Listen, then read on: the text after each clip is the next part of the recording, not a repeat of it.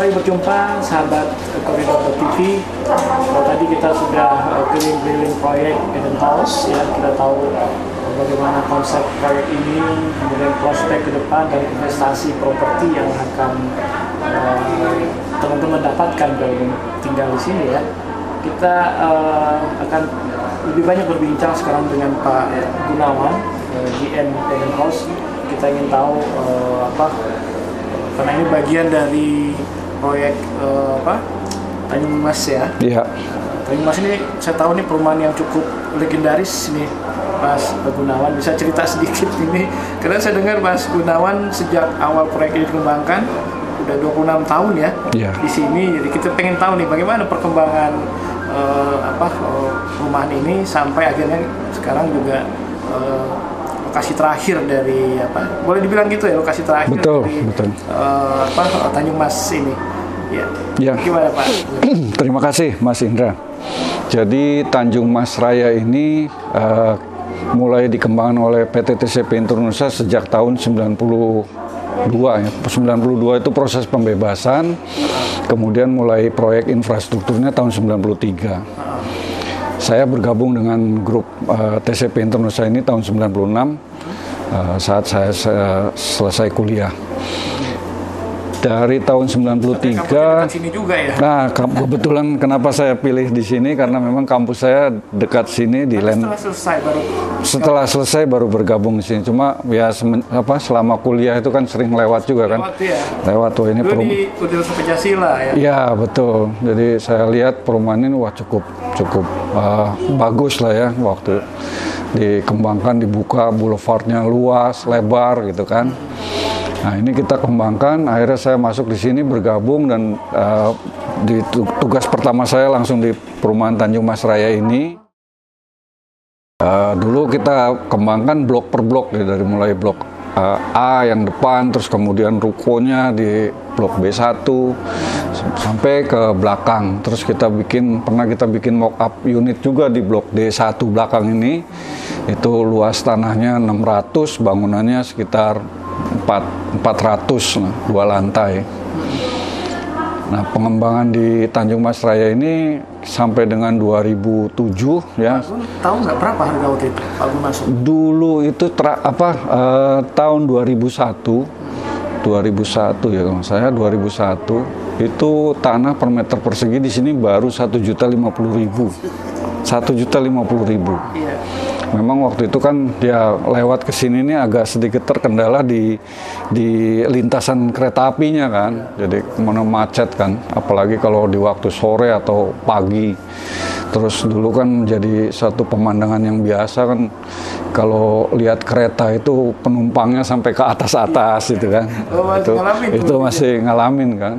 Nah, tapi sekarang ya setelah kereta api dibenahi, terus kemudian perlintasan keretanya juga sudah dibenahi, ada flyover, kemacetan berkurang. Lama-lama harga tanah di sini mulai meningkat. Terutama di tahun-tahun 2012 itu sekarang yang peningkatannya cukup signifikan ya, di mana harga NJOP-nya juga naik, bisa setiap tahun naik terus kan. Nah, terakhir sekarang di sini harga NJOP-nya saja sudah 14 juta. 14 juta harga yang tadi 1 juta itu? 1 juta itu. Dulu kita 1 juta itu harga jual, berarti kan NJOP-nya di bawah itu. Nah, sekarang harga NJOP-nya saja sudah 14 juta. Itu dalam berapa tahun ya? 2000 itu terakhir 2007 ya, sekitar 14-15 tahun. Katanya luar biasa. Nah, itu masih macet itu kan waktu itu? Waktu tahun 2006-2007 itu masih macet ya. Masih macet. Flyover sudah ada. Kereta ya. Betul. Terus kemudian terakhir ini kan sekarang kita sudah dibangunkan lagi untuk yang flyover yang tapal kuda itu. Jadi untuk orang yang mau putar balik dari arah Pasar Minggu ke Lenteng Agung atau dari Lenteng Agung ke Pasar Minggu juga itu sekarang tidak perlu harus melintasi perlintasan kereta lagi. Sudah bisa langsung berputar. Pak Gun, ini Pak Gun 26 tahun ya? 26 tahun ya. Boleh cerita nggak Pak Gun? Tadi saya dengar dari Universitas Pancasila, jurusan Teknik Sipil, langsung masuk sini bagian project ya, project. Nah, dia cerita nggak dari posisi awal sampai sekarang, kalau GM itu hanya untuk proyek di sini atau di seluruh? Ya, untuk proyek di sini, proyek sini ya. Saya cerita nggak Pak? Ya, jadi waktu saya mengawali karir itu tahun 96, saya masuk sini sebagai supervisor project ya di project Tanjung Mas Raya ini. Itu tahun 96. Iya. 96 sampai dengan 2006 ya, mulai mengawali dari supervisor, terus kemudian site manager, project manager, asisten project manager waktu itu. Untuk proyek Tanjung Mas ya. Kemudian tahun 2006 itu saya dipindah tugaskan untuk menangani proyek yang waktu itu kita punya proyek di Bali namanya Banyan Tree Project. Itu proyek apa? Itu proyek resort di sana ya, villa resort ya. Jadi kita kembangkan kawasan seluas 10 hektar yang terdiri dari 73 unit villa. Udah selesai? Itu 2006 selesai 2011. Itu selesai 2011. Ya, jadi waktu itu memang ada penjualan juga, tapi tidak semua dijual karena kita operasikan itu sebagai hotel resort ya. Hotel resort. Jadi memang sekarang ini mayoritas tetap punya kantor tempat saya kerja ini. Berapa lama itu di Bali? Project itu diselesaikan 5 tahun. Di mana 3,5 tahunnya saya menetap di sana waktu itu. Di Bali ya, tahun. Itu belum menikah gitu? Sudah menikah ya, sudah menikah. Jadi ya saya harus bolak-balik ke Bali Jakarta waktu itu selama 3,5 tahun itu. Nah, dari Bali kemana? Dari Bali saya berapa tahun? 3 tahun ya Bali? 3,5 tahun di Bali, terus kemudian tahun 2011 selesai, saya kembali ke head office. 1 tahun di head office, kemudian saya ditugaskan lagi ke Karawang. Di head office pegang apa? Di head office waktu itu saya pegang development business development ya. Kemudian dari situ saya ditugaskan lagi ke Karawang, ya di Karawang sebagai project manager lagi. Di sana waktu itu saya mengerjakan beberapa pekerjaan infrastruktur ya, pembukaan lahan dan juga ada area komersial juga. Itu di Karawang proyek apa? Kawasan industri ya? Kawasan industri, betul, di kawasan industri Surya Cipta Swadaya. Itu Pak Gun pegang bagian konstruksi? Iya, di konstruksi saja. Konstruksi saja. Oke, dari situ kemana? Dari situ saya kembali ditarik lagi ke HO tahun 2015 karena waktu itu ada rencana untuk redevelopment di kawasan Geraha Surya International Office itu yang semulanya office itu kita demolish, kita redesign untuk dijadikan mixed use ya. Cuma belum sempat dilaksanakan, keburu krisis kan, jadi kita tunda dulu. Nah, dalam menunda itu kebetulan kita masih kita lihat-lihat ternyata pasar properti ini kan udah bagus kan, udah bagus.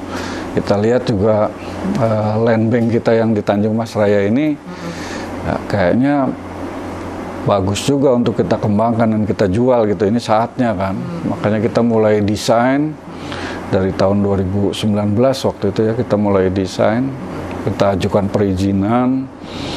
Tahun 2000 sebetulnya mulai tahap perencanaan itu bukan di 2019 sih, 2018 akhir kita sudah mulai, cuma baru terrealisasi konsepnya itu 2019 baru kita bisa presentasikan. 2020 kita laksanakan, cuman memang sayangnya waktu kita groundbreaking ini ada pandemi ini mulai kan, sehingga membatasi kita untuk terutama yang ya ketemu fisik gitu. Makanya sampai dengan saat ini proyek Eden House ini belum launching. Iya. Tapi Eden House ini betul-betul Pak Gun dari awal ya, dari konsep. Iya, dari konsep. Ya. Ya. Saya jadi pengen tahu apa sih keputusan manajemen waktu itu untuk kembangin di sini ya, selain tadi bahwa bisnis properti masih bagus. Iya. Nah yang menarik ini kan langsung dibangun semua. Biasanya kan konsep bisnis developer ya kalau memang nanti dibangun, terjual dulu, gambar dulu dijual ya. Kalau ini kan langsung semua dibangun. Saya lihat tadi memang udah semua dibangun gitu. Iya, betul. Semua ya. Apa ininya, Pak? Jadi sebetulnya ke depan itu kita nanti rencana mau bawa konsep Eden House ini kita akan kembangkan di tempat yang lain. Oh, di land bank? Di land bank yang lain ataupun di tempat lahan yang memang sekarang kita sedang jajaki untuk kita jadikan sebagai project Eden House ini. Kenapa ini harus dibangun keseluruhan? Karena kita punya komitmen bahwa klaster ini harus jadi, lingkungan ini harus jadi, sehingga kita bisa memberikan kenyamanan pada customer pertama yang nanti tinggal di sini. Gitu. Jadi pada saat nanti sudah ada customer yang tinggal, mereka sudah tidak mendengar lagi suara bising dari pekerjaan konstruksi atau kendaraan-kendaraan proyek yang lalu lalang, sehingga mereka tidak usah khawatir untuk nanti kalau anak-anak mereka bermain di sini lari-lari di jalan. Itu yang kita ingin capai. Iya, Pak Gun dari konsep ya, dari lokasi, Pak Gun punya keyakinan untuk terjual habis ini berapa lama? Sebetulnya ini kita rencanakan terjual habis ya dalam waktu sekitar 18 bulan lah ya, 18 bulan. 18 bulan sejak kita buka gitu kan. 18 bulan. Nah, ini sekarang kita sudah jalan ke ini 2 bulan ke 12 ya.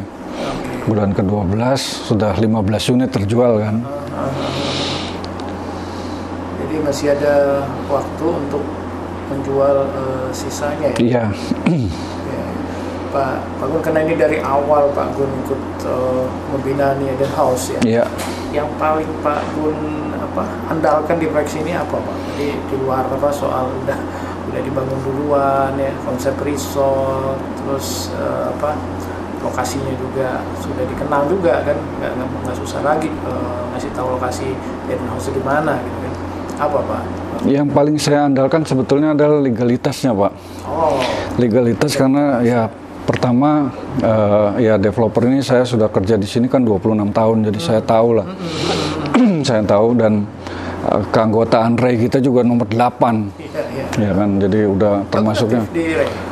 Saya enggak aktif saya. Ada teman yang memang ditugaskan untuk aktif. Tapi keanggotaan nomor 8 itu kan berarti kan mengartikan bahwa kita memang dari awal sekali REI dibentuk kita udah aktif di sana gitu kan. Itu yang pertama. Yang kedua, sertifikat kita ini sudah pecah Pak.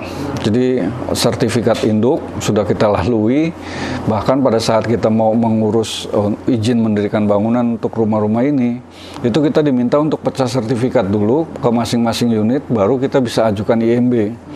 Nah, makanya kita dari sertifikat induk kita sudah pecah per masing-masing unit kafling, untuk itu menjadi salah satu syarat pengajuan IMB, dan IMB sudah keluar. Sekarang semua jadi sertifikat induk udah per unit, IMB sudah per unit, PBB-nya juga sudah per unit gitu Pak. Jadi sudah bisa langsung, kalau KPR itu sudah bisa langsung AJB. Nah, jadi tidak perlu ada kekhawatiran lagi dari customer. Banyak kan orang taruh uang tanda jadi pun orang berpikir jangan-jangan proyeknya jadi dibangun apa enggak gitu kan gitu. Kalau ini enggak, kita fisiknya pun sudah terlihat dan secara legal dokumen bisa kita tunjukkan bahwa sertifikat sudah masing-masing. Pak Gun, terakhir. Ya. Udah 26 tahun di TCP. Ya. Apa filosofi Pak Gun dalam bekerja? Biasanya kan orang ya apalagi di properti developer kan, SDM-nya kurang Pak, jadi sebentar udah di tempat lain, sebentar udah di tempat lain. Ini Pak Gun dari awal sampai hari ini masih betah nih di TCP. Kalau saya sih prinsip saya mengalir aja Pak, seperti sungai. Yang penting saya tunjukkan kinerja yang baik, jujur. Artinya kalau misalkan apalagi dalam situasi yang sekarang ini ya, masih perusahaan masih kasih kepercayaan saya untuk kerja, ya saya akan ambil komitmen itu untuk saya jalankan sebaik mungkin gitu. Itu sih Pak. Oke, luar biasa. Iya. Iya, Pak Gun, terima kasih banyak. Terima kasih Mas Indra. Sukses terus. Terima kasih. Di TCP ya. Dan proyek-proyek yang lain, konsepnya lebih menarik juga buat masyarakat yang masih membutuhkan karya-karya dari TCP dan Pak Gun tentunya. Baik. Terima kasih Pak. Terima kasih Pak Indra. Ya, lagi. sampai ketemu lagi. Selamat sore. Terima kasih.